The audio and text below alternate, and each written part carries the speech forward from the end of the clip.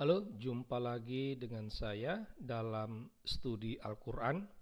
Kali ini kita akan membahas tentang Muhammad. Biasanya umat Islam mengenal Muhammad itu sebagai orang yang buta huruf. Istilah kerennya itu dia itu adalah Rasul yang umi. Tetapi ada banyak dasar-dasar lain yang meragukan kalau Muhammad itu dia buta huruf, ya. Oleh karena itulah, pada kesempatan kali ini kita coba membahas, menelaah benar tidak Muhammad itu bisa membaca atau tidak. Ini merupakan kajian Al-Quran. Jadi kita akan melihat Muhammad bisa membaca, dasarnya dari Al-Quran. Muhammad tidak bisa membaca juga, dasarnya dari Al-Quran. Sekarang kita fokus pada statement pertama, Muhammad tak bisa membaca. Dasar dari pernyataan Muhammad tak bisa membaca itu dapat ditemukan dalam surah Al-A'raf ayat 157. Dalam surah ini, kutipan wahyu Allah itu berbunyi seperti ini. Orang-orang yang mengikuti Rasul, Nabi yang umi. Kata Rasul dan Nabi di sini itu merujuk kepada Nabi Muhammad. Sedangkan kata umi itu diartikan sebagai tak bisa baca tulis. Nah, berangkat dari sinilah umat Islam akhirnya menyimpulkan bahwa Muhammad tak bisa membaca. Untuk dasar yang kedua itu ada dalam surah Maryam ayat 16, 41 dan 51. Dalam surah ini dikatakan bahwa Allah meminta Muhammad untuk menceritakan kisah tentang Maryam, Ibrahim, dan Musa. Allah minta untuk menceritakan, bukan membacakan. Nah, jadi jelas. Dari sinilah dapat disimpulkan bahwa Muhammad tak bisa membaca. Ya. Nah, dari dua surah ini kita dapat simpulkan bahwa Muhammad tidak bisa membaca. Karena kalau dia bisa membaca, tentu Allah akan berkata, Allah akan berfirman, bacakanlah kisah tentang Maryam, tentang Ibrahim. Nah, tapi Allah minta ceritakanlah. Nah, sekarang kita pada statement yang kedua, bahwa Muhammad bisa membaca. Muhammad bisa membaca ini juga dapat ditemukan pendasarannya pada wahyu Allah.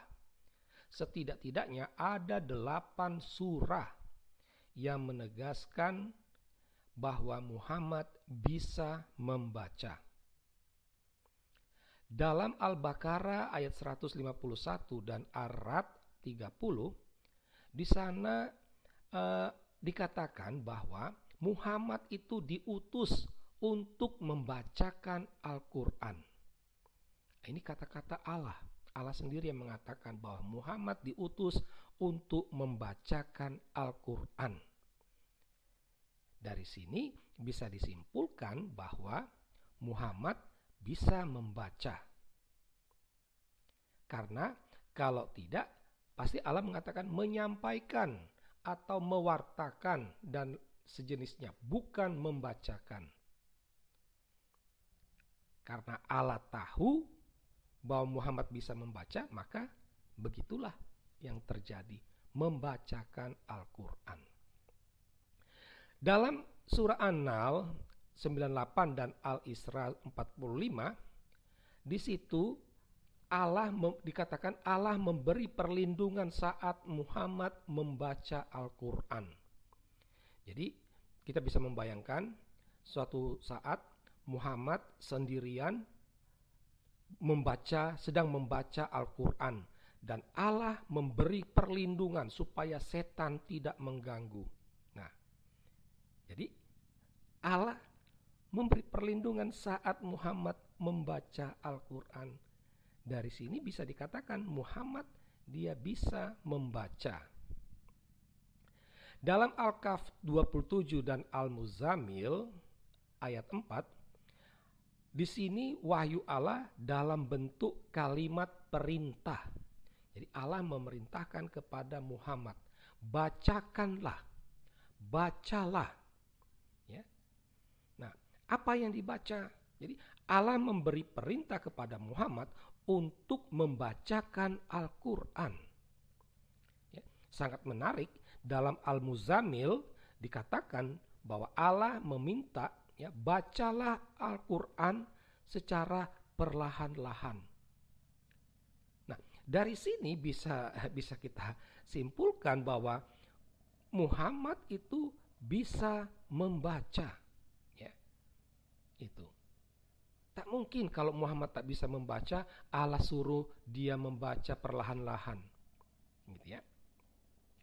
Dalam surah An-Naml ayat 92, di situ berisi pengakuan Muhammad yang mendapat perintah dari Allah untuk membacakan Al-Quran. Kalau kita mau kritisi, ayat 92 ini itu sebenarnya bukan wahyu Allah, tetapi kata-kata Muhammad. Ya, karena di sana mengatakan, aku mendapat perintah untuk membacakan Al-Quran. Aku di sini itu diartikan sebagai Muhammad. Nah, jadi Muhammad dia mendapat perintah dari Allah untuk membacakan Al-Quran. Dan tidak ada pernyataan protes dari Muhammad kalau dia tidak bisa membaca. Ya, itu. Muhammad melaksanakan, artinya dia bisa membaca. Nah, terakhir dalam surah Al-Jumu'ah ayat 2, ini dapat dilihat bentuknya merupakan kontra Al-A'raf ayat 157. Kalau dalam Al-A'raf ini, ya, Al-A'raf ini yang buta huruf itu adalah Muhammad. Sedangkan dalam Al-Jumu'ah yang buta huruf itu justru pengikut Muhammad. Ya. Allah meminta Muhammad untuk membacakan ayat-ayat Al-Quran kepada pengikutnya yang buta huruf. Ya. Nah, jadi berbeda. Kalau Al-A'raf yang buta huruf itu Muhammad, justru kebalikannya dalam Jumu'ah yang buta huruf itu adalah pengikutnya. Muhammad bisa membaca.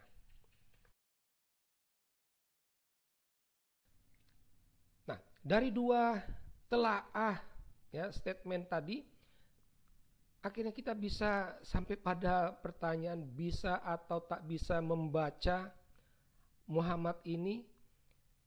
Kita dapat menyimpulkan setidak-tidaknya bahwa ada 8 surah yang menyatakan Muhammad bisa membaca, dan ada 2 surah yang menyatakan Muhammad tak bisa membaca. Dan harus dipahami, harus disadari, semua surah ini sumbernya dari Allah. Karena apa? Karena Al-Quran diyakini sebagai wahyu Allah, kata-kata Allah sendiri. Jadi Allah lah yang mengatakan Muhammad tak bisa membaca. Kesimpulan kita mengatakan Muhammad tak bisa membaca dan Muhammad bisa membaca. Ya. Nah, dari sini kita bisa katakan bahwa tidak mungkin Allah itu bohong. Ya. Tidak mungkin bahwa Muhammad sebenarnya bisa membaca, tetapi Allah berbohong bahwa Muhammad tidak bisa membaca. Apakah begitu? Ya. Dan tidak mungkin juga Allah itu bodoh. Ya. Allah kan Maha tahu. Dia tahu bahwa Muhammad itu bisa membaca, maka dia menyuruh, dia memerintahkan Muhammad untuk membaca.